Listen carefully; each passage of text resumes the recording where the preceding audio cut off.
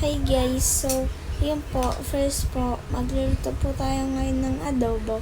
So maghihiwa po muna tayo ng sibuyas at saka bawang. Yan na po, nagsisimula na ako.